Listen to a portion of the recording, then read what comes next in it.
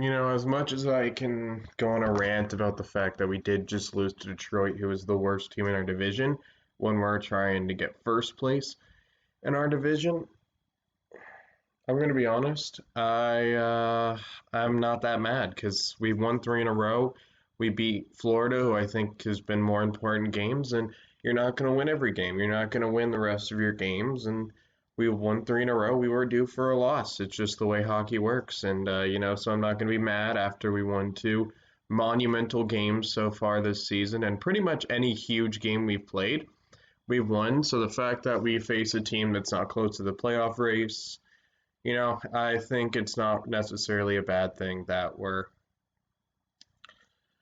we have fallen to Detroit in a shootout. And so, I don't like the shootout anyway. I think 3-on-3 should be lengthened to 10 minutes, although I know the NHLPA might not agree with that. And, so yeah, I mean, I don't even like a shootout. I don't consider a shootout to be a true loss, even though it can be disappointing.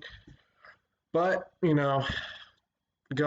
about the game itself, Carolina played well. They outplayed Detroit, which is what you would expect. It's not like Detroit was outplaying them. It's just Detroit has been hard for teams throughout the season, and tonight they've been a challenge for us. It's annoying that Detroit kind of has their number, but Detroit seems to me to be, in my experience as a Hurricanes fan, one of those teams that always has Carolina's number no matter what. They always seem to. It's very annoying. I really don't like Detroit, especially because my second favorite team are the Avalanche, but it is the way it is. They tend to have Carolina's number. Now, when both teams start getting good, because I think Detroit will eventually get good, in 5 years when hopefully Carolina keeps their core together. When Detroit starts getting good and we're meeting in the playoffs, you gotta hope. I hope Carolina can turn it around. But this game, it's like we lost to a team who generally finds a way to win against us. We played well. It's not like we played noticeably bad.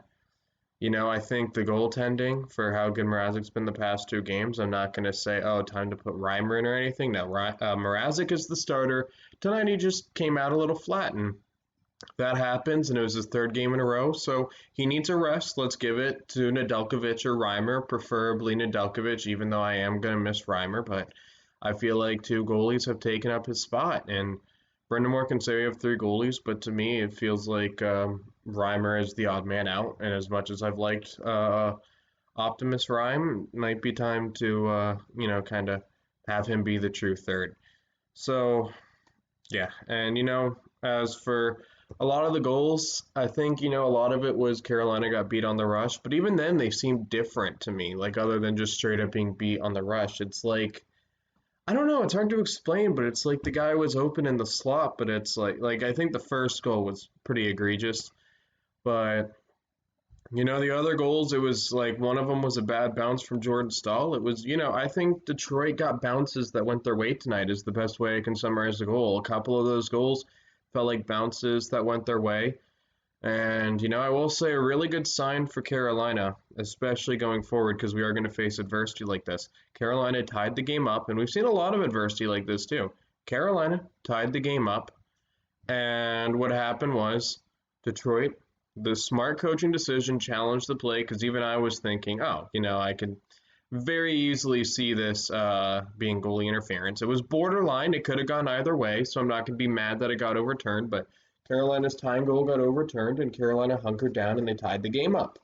And they got a point out of it, so I would actually go as far to say as Carolina stole a point. However, they did give up the lead twice in that game, which I don't like, but the fact that they were able to get a point out of a game that seemed like they were going to lose when none of the momentum was in their favor, and they managed to pull it out. So when they got a point out of a game where maybe they had no business being in overtime just based on the last 5 minutes of the game. So kudos to them. Hopefully we continue to see clutchness like that. I always say it's better to be ahead. I don't want to see the team be behind, but at this point in the season, when you can see a team come back, then that's a good sign. Now, time for a Hurricane of the game. Who would I give Hurricane of the game to? I'm going to give it to Nino Ryder for those last 5 seconds. I was going to give it to Jacob Slavin because I love giving Hurricane of the game to Jacob Slavin. The guy is criminally underrated. Hopefully he plays such good defense that he can win the Lady Bing. But for tonight, I got to give it to to Nino because he was the main person behind that. He got the initial tying goal that didn't count. Then he made a crucial pass that led to the goal. And so for me, that kind of clutchness and the fact that he was a prime example of that, and Nino Niederreiter's had a good bounce back year as well. The fact that he was the main, I got to give it to him. He was the main reason we got. He was the reason why the momentum was not in our favor for goaltender interference. That was borderline, and he was the one that made up. I wouldn't say reason, but like you know what I mean. And he's the reason we got the point out of the game. So I'm gonna give it to Nino. That's sorry for not being as upbeat. It's still a loss and a loss to a team I don't like, so it's always going to be kind of painful. So I'm not going to be as energetic. But there's always next game. I'll see you guys Monday. If you guys like the content I'm producing on the channel, don't forget to hit like and subscribe.